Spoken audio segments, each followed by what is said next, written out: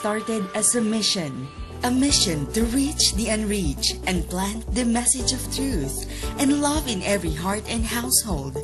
This 2024, Zoe Broadcasting Network Incorporated celebrates 33 years of unwavering commitment to advancing God's kingdom. For over 3 decades, Zoe Broadcasting Network has transformed and uplifted lives in the Philippines and all over the world by producing and broadcasting competitive, creative, informative, and values-oriented content for the glory of God. 33 years of passionate and wholehearted love for God, selfless service, creativity, courage, integrity, excellence, and teamwork. Zoe Broadcasting Network Incorporated remains devoted to becoming the most trusted world-class multimedia network and will continue to be the light for the world and invest in eternity. Here's to 33 years and 33 years more. Happy anniversary, Zoe Broadcasting Network Incorporated.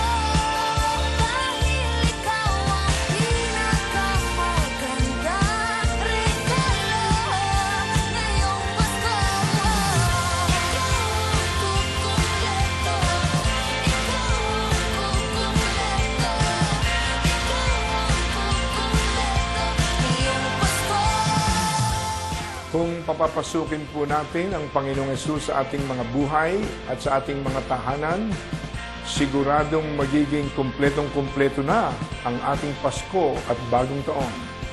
Naparito siya sa lupa at nagkatawang tao para iligtas tayo sa kapangyarihan at kaparusahan ng kasalanan. Siya ang kabuluhan at tunay na susi ng kaligtasan, kagalingan sa sakit at karamdaman, kalayaan sa kasalanan, at tunay na pagbabago ng buhay. Kaya naman totohanan nating ialay ang ating mga buhay sa Kanya. Tanggapin natin ang pinakamagandang regalo ngayong Pasko at Bagong Taon, ang regalo ng buhay na kumpleto at pinagpala, ang regalo ng buhay na walang hanggan.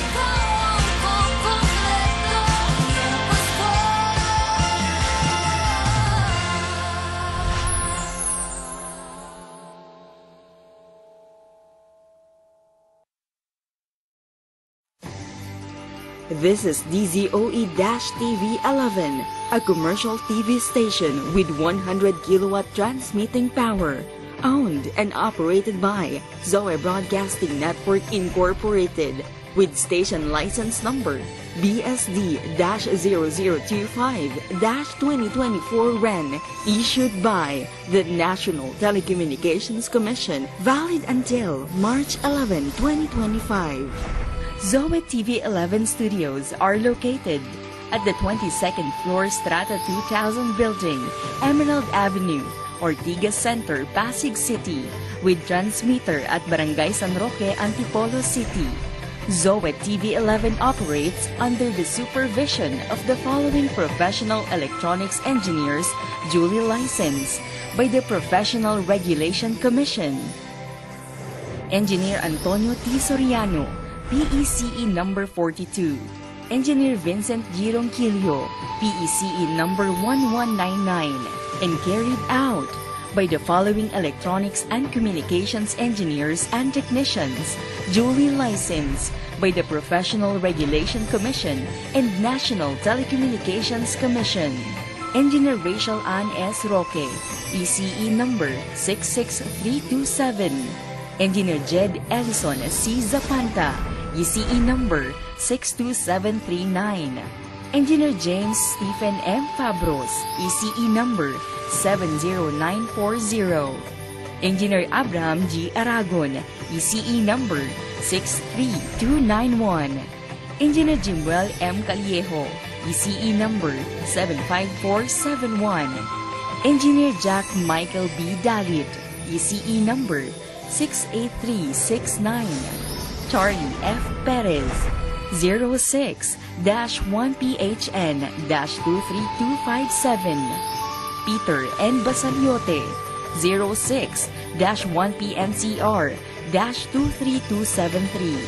Gerard Lawrence O. Sandagon, 06-1PV-23313. All programs telecast on this station have been approved by the Movie and Television Review and Classification Board and are seen via satellite on 5 stations nationwide: DTV20 Cebu City, DTV20 Guimaras, DTV20 Cagayan de Oro City, DTV20 Davao City, DTV32 Baguio. This is Zoe TV 11, now signing off.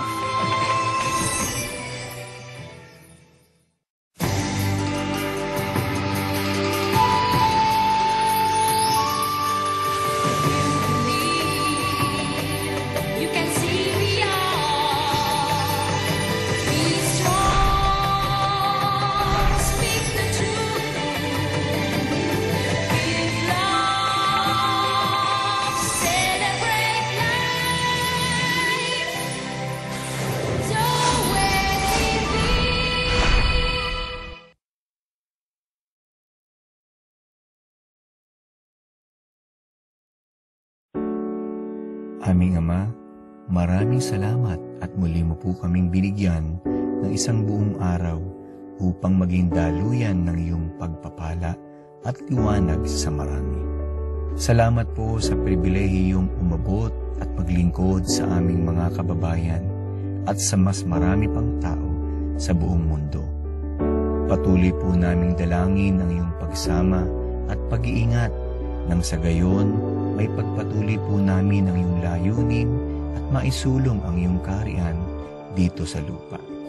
Pagpanibaguhin mo po ang aming lakas, kalusugan at sigla sa aming pagsunod sa iyo. Ito po ang aming dalangin sa pangalan ng iyong bugtong na anak na si Jesus, ang aming Panginoon at tagapagligtas. Amen.